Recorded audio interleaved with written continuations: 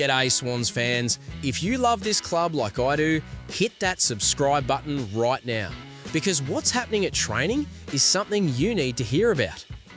Charlie Curnow has been a Swan for exactly 4 weeks. 4 weeks of training, 4 weeks of getting to know his new teammates, 4 weeks of adjusting to life in the red and white. And already, one of the most exciting young talents in the game is drawing comparisons to the most iconic forward in Sydney Swans history. Errol Goulden, the 23-year-old superstar who's seen it all at the SCG, just told the media that Curnow reminds him of Lance Franklin. Not in style, not just in ability, but in presence, in the way he commands the forward line before the ball's even bounced. For Swan supporters who spent nearly a decade watching Buddy dominate, that's not a comparison you make lightly. That's not something you say unless you're seeing something truly special unfold in front of you. But to understand why this moment matters so much and why the hype around Curnow is absolutely real, we need to go back to where this all started. Let's rewind to the final day of the 2025 trade period. The Swans pulled off one of the biggest moves in recent club history, securing two-time Coleman medalist Charlie Curnow from Carlton. The price? Will Hayward, a reliable forward who kicked 29 goals last season. First-round draft picks in 2025, 2026 and 2027. And then, shortly after, Ollie Florent, 184 games in red and white, also headed to Carlton. It was massive, it was bold, and it divided opinion. Some fans were buzzing, others were nervous. Giving up 3 first-rounders for any player is a statement. But this wasn't just any player, this was Charlie Curnow, a proven goal kicker, a genuine key forward weapon, and exactly what the Swans have been missing since Buddy hung up the boots. Sydney's forward line in 2025 had been productive, sure. Isaac Heaney led the way with 37 goals, playing more as a mid-forward hybrid. Hayward chipped in with 29, but there was no dominant key forward. No one who could stand at centre-half forward, point to where they wanted the ball, and demand it with the kind of authority that changes games. Logan McDonald showed glimpses before his horror injury in 2025, surgeries on his ankle and fibula that wiped out his entire season. McDonald had kicked 37 goals in 2024, and he was developing into exactly that kind of player. But footy's brutal, injuries happen, and suddenly the Swans were left exposed. Enter Charlie Curnow. Behind closed doors, the Swans knew what they needed. They needed a presence. They needed someone who opposition coaches would lose sleep over. They needed someone who could take the heat off Heaney, who could make space for the small forwards, who could be the focal point every single week. And when the opportunity came to bring Curnow to Sydney, they didn't hesitate. But here's what makes this story even better. McDonald's back. He's completed a full pre-season. He's training at full capacity. And now, instead of one key forward, the Swans have 2 elite options, plus Heaney, plus the smalls. It's a 4-headed monster that opposition defences are going to have nightmares about. So, Charlie Curnow rocks up to Sydney, new city, new teammates, new system, new coach in Dean Cox leading the forwards, and within 4 weeks, he's already changed the entire dynamic. Listen to what Errol Goulden said. Pay attention to this.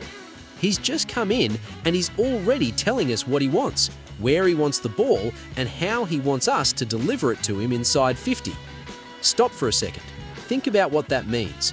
Curnow hasn't played a single game for the Swans yet. He's barely out of his first month, and he's already commanding the forward line like he's been there for years. That's confidence. That's leadership. That's exactly what a Coleman medalist brings to a football club. But then, Goulden said something even more significant. Just like Lance, he has this massive presence. He's obviously a big body. Just like Lance. For those of us who watched Franklin dominate for Sydney from 2014 to 2022, those words hit different. Buddy wasn't just a player, he was an icon. He was the guy who opposition fans paid to watch. He was the reason kids wore number 23. He was larger than life.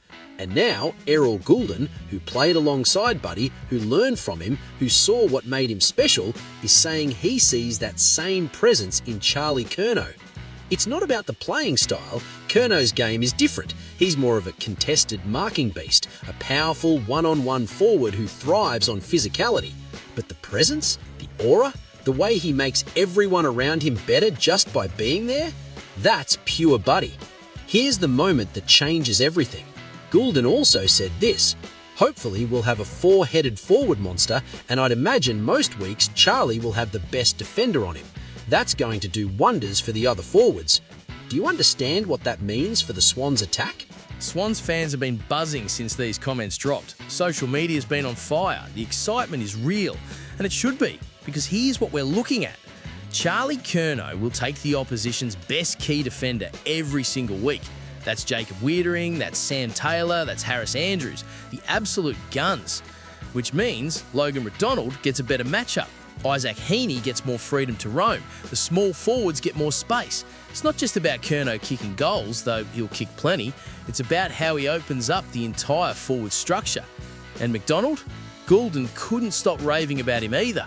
He's been in great form. I think he's flown under the radar a bit, but I'm pretty happy to keep it that way because I think he'll be a bit of a secret weapon for us this year.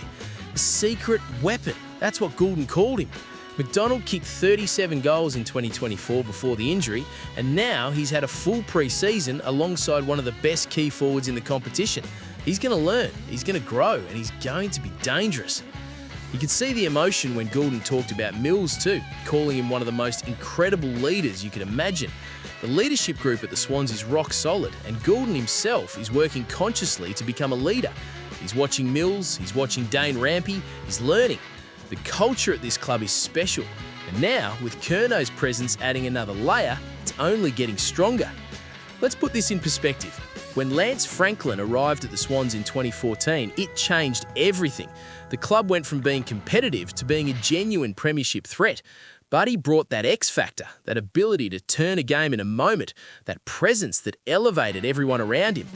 We're not saying Curnow is the next Buddy, that's unfair to both of them. But what we are saying is this: the Swans haven't had this kind of forward firepower since Buddy left. They haven't had that guy who walks onto the field and opposition coaches immediately adjust their entire game plan. Now they do. And here's the kicker.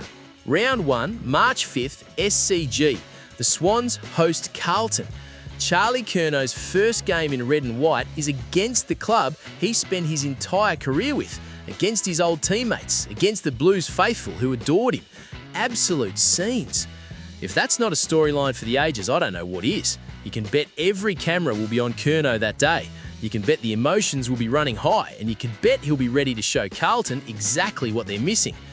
4 weeks. That's all it took for Charlie Curnow to start rewriting the narrative around this Swans forward line, for Errol Goulden to see shades of Lance Franklin in a new number, for the excitement to start building. This is what being a Swans fan is all about. The bold moves, the big names, the belief that this club will always find a way to stay at the top. And right now, with Curnow in red and white, the future has never looked brighter. Let me know in the comments, are you as hyped about Curnow as I am? Hit like if you're backing the boys this season, and I'll see you in the next one. Go Swannies!